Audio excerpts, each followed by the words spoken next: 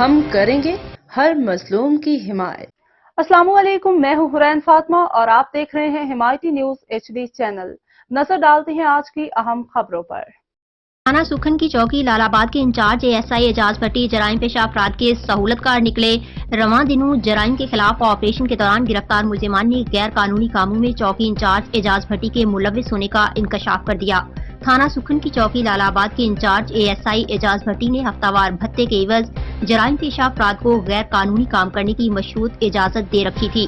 جرائم بڑھنے کی شکایت پر SHO تھانہ سکھن زبیر نواز تھانہ سکھن کی حدود خاص کر لال آباد چوکی کے زیر ذمہ داری آنے والے مختلف علاقوں میں سرچ آپریشن شروع کیا، جس کے نتیجے میں غیر قانونی سمگلنگ شدہ ایرانی ڈیزل، ماوا گٹکا، جوا، سٹا، چرس سمیت دیگر جرائم میں ملوث 1 درجن سے زائد ملزمان کو گرفتار کر لیا گیا۔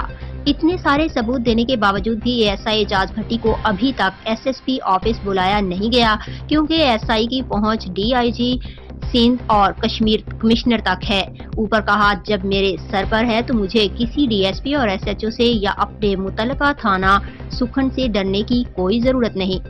گرفتار ملزمان نے انکشاف کیا کہ ان کو مذکورہ غیر قانونی کاموں میں چوکی انچارج ASI اعجاز بھٹی کی براہ راست سرپرستی حاصل تھی۔ ملزمان نے بتایا کہ چوکی انچارج اعجاز بھٹی نے باقاعدہ ہفتہ دینے کی شرط پر مذکورہ غیر قانونی کام چلانے کی اجازت دے رکھی تھی۔ ظہیر عباس کی رپورٹ۔